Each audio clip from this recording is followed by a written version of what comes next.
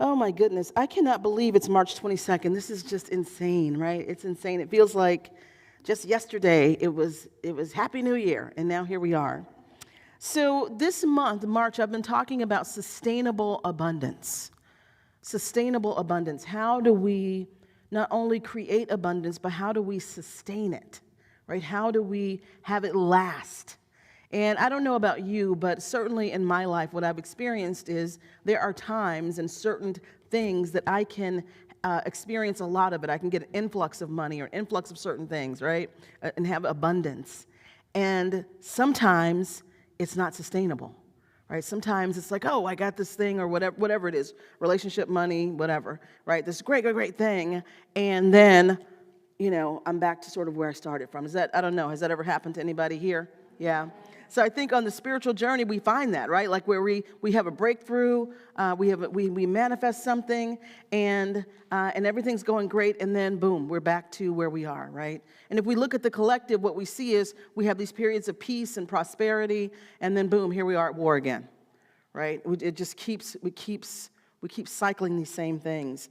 And one of the things that Gay Hendricks says in one of my favorite books, The Big Leap, is humans are not wired for sustainable happiness.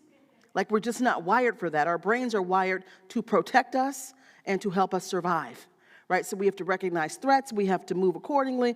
So we're wired one way, but the divine made us out of wholeness and oneness, right? So I think part of the human journey is that divine, us allowing more and more and more of the divine to emerge, for us to lean more into that aspect of ourselves. And that means that we have to sort of rewire our human selves, right? We have to rewire our brains, rewire ourselves to have sustainable anything. Yeah. So today I'm talking about how do we multiply the impact? How do we multiply the impact? And the big idea is that sustainable abundance happens when what transforms your life then gets pushed out into the world in a great way. Like the good things that transform your life then get amplified and moved out into the world, right? That is having impact. And I want to talk about how do we multiply that impact individually and collectively. And so I want to share a little story with you, Mom. I'm going to need your help to remember a couple things here. I forgot to mention I was going to use the story. So I think I was maybe 7, 8, something like that. And my mom at the time was, I think, in law school. And she was also like doing multi-level marketing, like doing Amway and all this different stuff. And multi-level marketing, like back in the day, it was like the gateway drug into like religious science, right? Because there was like all this thinking positive, setting goals, reaching your goals, and you go to all these different meetings and stuff with all these people, and they'd be all pumped up and motivational speakers, and like it's like the gateway drug into like religious science, right? And unity in churches like that. So that's where my mom was at the time, and like everybody, in our social network and family was all involved in this. And somewhere my mom, I don't remember now, somewhere my mom met this woman, what's her name, Rita? Somewhere my mom met this woman, and I think her name was Rita, but anyway, she was like a psychic and like did some other stuff, and I don't remember where she met her, but my mom invited the woman to come to our house and talk to us about like spiritual stuff. And so she came to our house, and she got there, and it was so weird because she came in, and she looked very different than my mom's friends. Like my mom was in law school. Everybody was like sort of conservative and sort of sharp, and that was in the designer days and everything. And so Rita comes in, and her head is wrapped, and she had on all this jewelry and everything. And she came in, and she said that she had lost our address, and Spirit guided her to our house. And so it was like, okay, this is weird. And then she came in, and she started talking there, and my mom and her were sitting at the dining room table, and I just was like mesmerized. Like she was so exotic and so was talking about all this stuff, and she started talking about religious science and about how the presence of God is within us. and that we can change our lives by changing our thoughts, and like all this stuff she started talking about. And I wasn't at the table, but I was just sort of lurking around as a kid, you know, and they talked for hours. Like, they sat and they talked for hours, and I heard my mom ask her, well, where can I learn more about this? And so Rita said, oh, there's a church that's like, it was like maybe 12 blocks from our house, as it turned out. And she said, there's a church called First Church of Religious Science. It has a red door, and I knew where it was because it was across from, not my elementary school, but another elementary school in our neighborhood. And so she said, it's right across the street from there. And so on Sundays, here's what time it starts. I go there, I'll see you there. And so she left.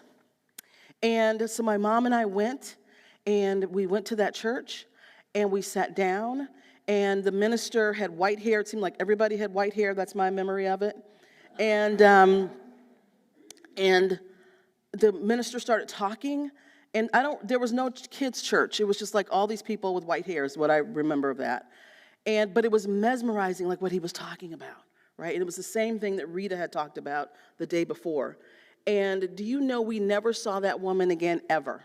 She never came to that church. People did not know who she was.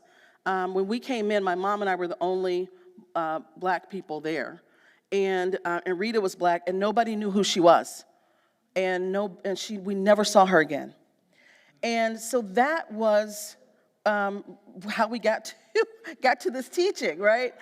So I share this sort of crazy story, and sometimes we talk about this and laugh, like it was so weird. It was just bizarre. It was really bizarre, and we talk about this. But here's the thing.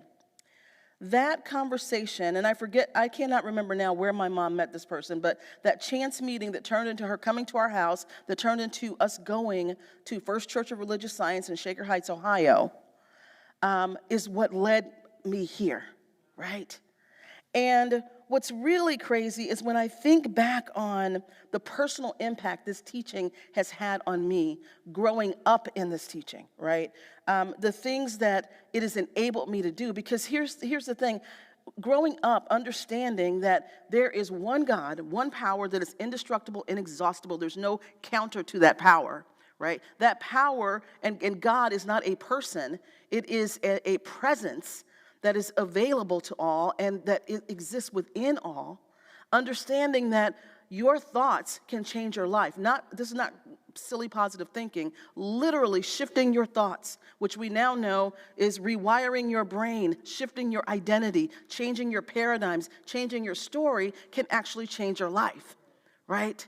What we also know is that by having the power and the presence of God within us, we can walk forward in faith, take risks, take leaps, walk away from things, walk towards things, right, that otherwise would frighten us, right? Because we know the divine is within us, guiding us, moving us along, supporting us every step of the way, right? This is what I learned, and this is how I've lived, right? And so the powerful thing, the impact this has had on me is being able to do lots of things, and my life has not been perfect by any stretch of the imagination, right? I have had hardship befall me. I've had trauma. I've had all kinds of things that everybody has, right? Because we're in this human world, right? But part of the resilience and being able to bounce back is because of this teaching, right? The impact it has had on me, yes? And so, what that looked like in my life is I landed at Agape when I was in college. I left college to study with Michael Beckwith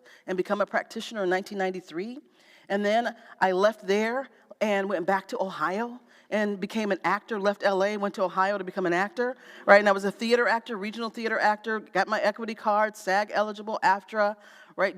I produced theater, directed theater, brought in one-woman shows from New York, produced them, directed them, sellout houses, right? That moved me into a fellowship in Europe, where I was in Europe in multiple cities, sitting with leaders in those countries, learning and exchanging in civic dialogue, right? Moving into executive coaching, working with leaders all over the globe, flying everywhere for a decade, flying all over the world, coaching and training leaders at Fortune 500 companies, government agencies, some I can't name, right?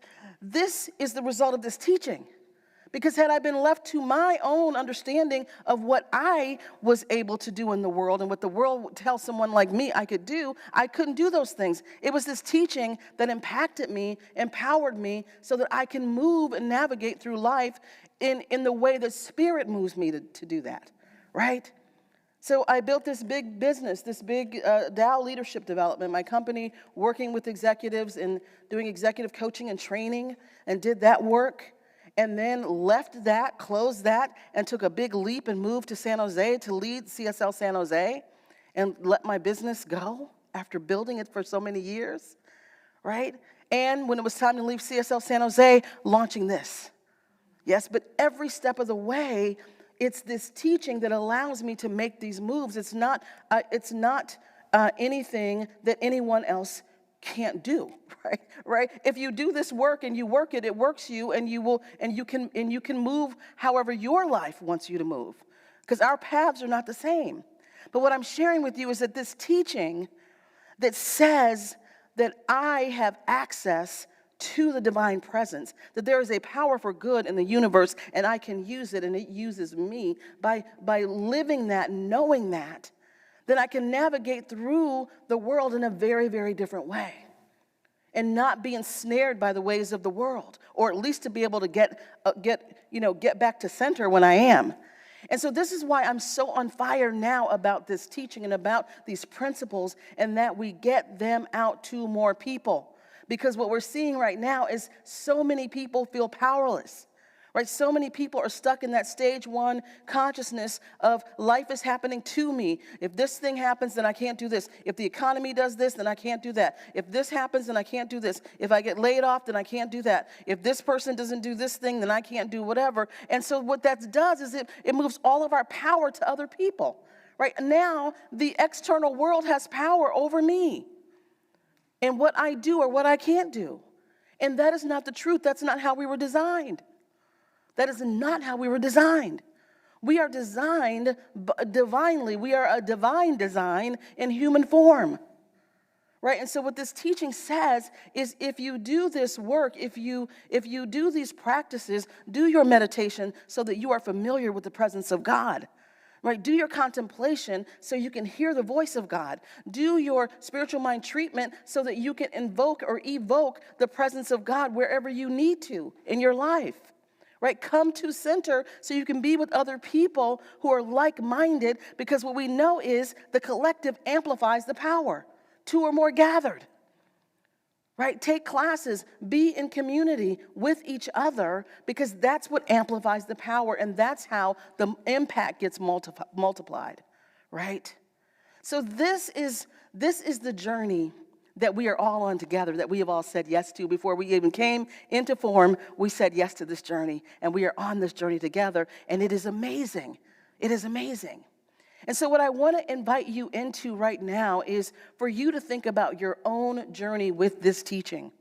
However long you've been here, whether you've been in it for 100 years or whether you've been in it, if you were around at the Ernest Holmes times and been in it then, or if you are just new to it or been here a couple of years. I want you to think about your life on this particular drug called Science of Mind, right? And I want you to think about, how has this impacted you? I know how it's impacted me. How has this impacted you? Right? And some of you I know because I work with you, I've worked with you over time to see the impacts it has had. But I want you just to think about for your life, for your relationships, your marriage, your relationship with your children, your significant other. How has this teaching impacted you? What have you learned? How have you shifted in ways that allow you to have greater impact and connection in your relationships? Think about your work, the work that you do in the world. How has this teaching, how has knowing the absolute truth that God is all there is, how has that impacted your work in the world? The jobs that you take, the job you don't take, what you walk away from, what you walk towards, what you build, what your vision is, right? What you retire from. How has this impacted you? When you think about your health, How has this teaching impacted you when there's been an ailment or something has gone, something's out of alignment in your body temple, in your mental health, and your emotional health? How has this work touched you, changed you, transformed you? Right? This is the work. How has this teaching impacted your purpose?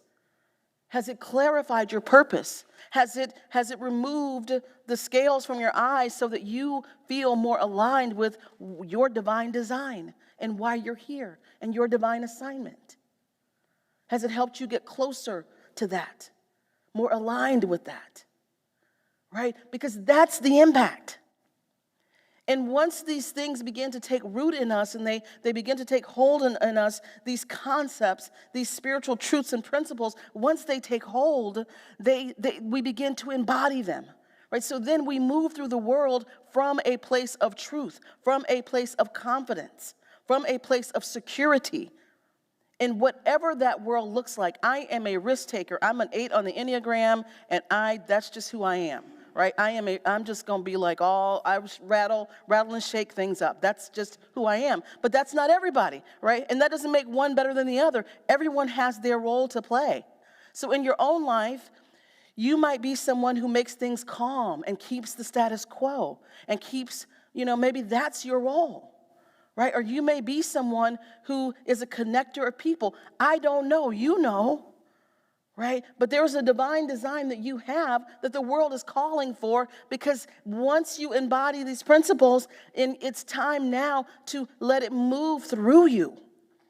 Let it move from you out into the world. And the world may look like your family, right? It may look like your significant other. It may look like the world stage. It may look like your team at work. It may look like your creative colleagues. You know what your world is and where you're assigned. And so now it's time to multiply the impact, to get this teaching out to more people through our own individual lives and through the collective. Right? We want to shine so bright that people want to put down what they're doing and follow us and go, how did you do that? Where are you? Like, what's going on? Has that ever happened to any of you where you've had a transformation happen and people around you are like, who are you right now? Right? Like, who is this person? Because what happened and what are you doing? Right? And that's who we want to be. That's who we want to be, where we move through space and we're sparking other people and inspiring other people, touching other people, connecting with others, moving them. Right? Not because we're trying to do anything, but because that is our presence. That's what we're holding. Yes? And so every space that I have been in, from Ohio to Agape to back to Ohio to, every space I've been in, I had to accept this about myself. Every space I've been in, I've shaken things up. Right? That is my design. That is my assignment. Is it always fun for me? No, it's not. It's not fun. But I had to recognize it's hard for me to be contained. It's hard for me to be contained, right? So if I'm contained, then I got to get to a place where I can freely express, and I'm going to make the moves to do that, right? And so that can be difficult, right? Because people don't like that, right? People get threatened by that. People who really want to do that but are too afraid or too people-pleasy to do it get jealous. Right? There's a lot that comes with that. I totally own it. I totally get it. I don't care. Right? Here's why I'm here. This is what I'm doing. Whoever wants to come along, let's go. Right? Whoever wants to come along, let's go. Because it's time. We don't have any more time. Because if it's not now, when? Right? If it's not now, if we don't live full out now, when is it going to happen? Right? When is it going to happen? And if we're not the ones who are amplifying this truth teaching, if we're not doing it, who's doing it? Because the world is not doing it. Right? It's in the world's best interest for all of us to be stuck on social media going, oh my God, now they're doing this. Oh my God, now they're doing this. Oh my God, how are we going to do this? Oh my God, I can't do this because they're doing this. That's what the world wants. And that's cool. If people want to be there, that's fine. But I didn't sign up for that. I don't think I'm made for that. I don't think y'all are made for that, because you wouldn't be here. You'd be somewhere else, right? And so my invitation to each of us is to really, really, really begin to think about, how do I multiply the impact? Is it through my music? Right? Is it through my relationship? Is it through my writing? Is it through how I show up at work? Is it through my planting of the garden? Right? Is it through loving my grandchildren? How do I multiply the impact of this truth? Yeah, are y'all with me? Yeah. So this is what we're here, and this is what we're about. And so I want to ask you now to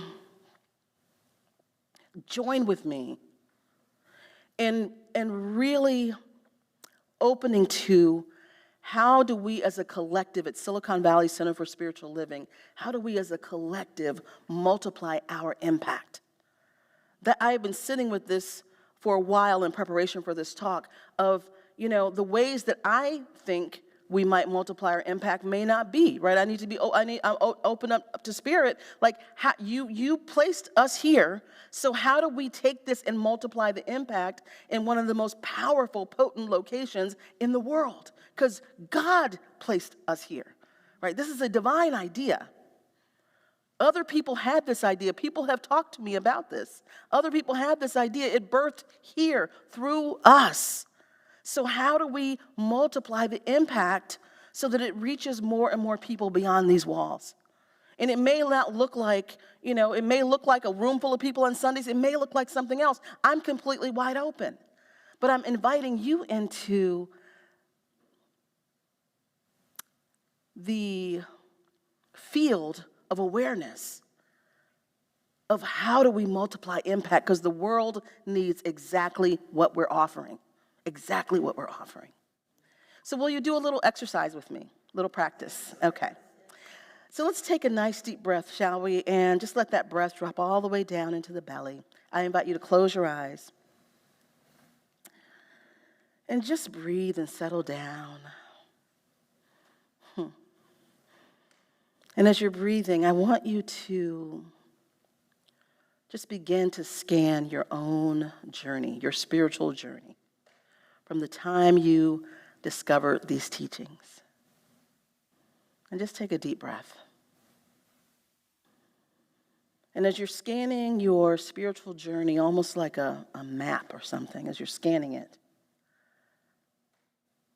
I want you to hone in on one huge impact for you.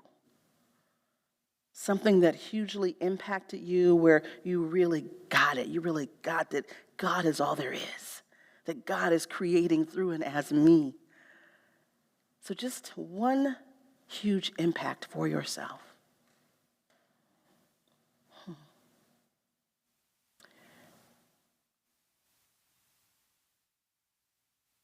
And whatever that is occurring and rising up for you right now, I want you to take a deep breath, and whatever those qualities are around it, just embody the qualities right now. Taking a deep breath and just feeling the qualities of whatever that is. Maybe it's feeling powerful, right? Maybe it's oneness with the divine. Maybe that impact increased your faith. But right now you feel fully embodied.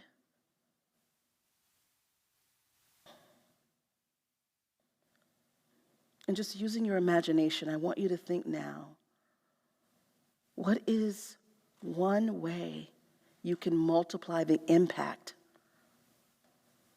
of that knowing that you have? What's one way you can multiply the impact?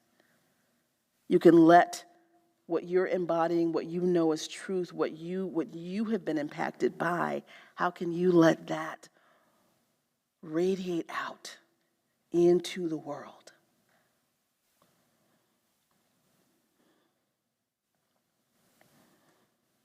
And it may not be crystal clear now, but just a sense of, how do you have multiplied impact?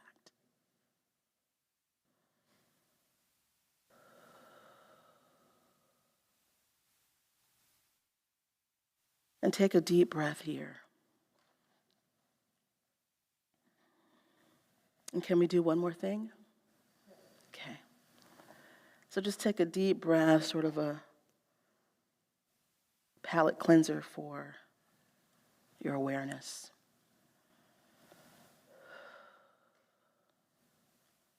And now I want you to feel into the collective field here in this space, in this community. Feel the collective energy, the collective connection, the container that is powerful and creative.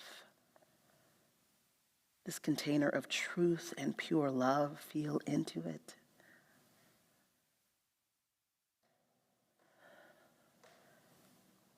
And now just ask, how can this container multiply its impact in the world? How can this container shatter the walls, multiply impact, radiate outwards?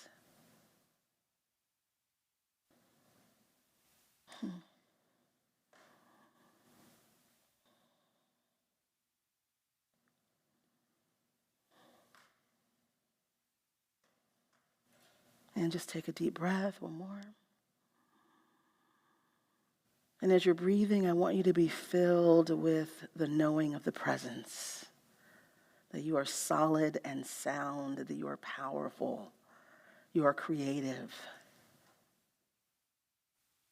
that everything you do is sacred and holy. And just feel that as you breathe, that you are a radiant light of God in every space, in every place. And actually, we'll move from here right into prayer.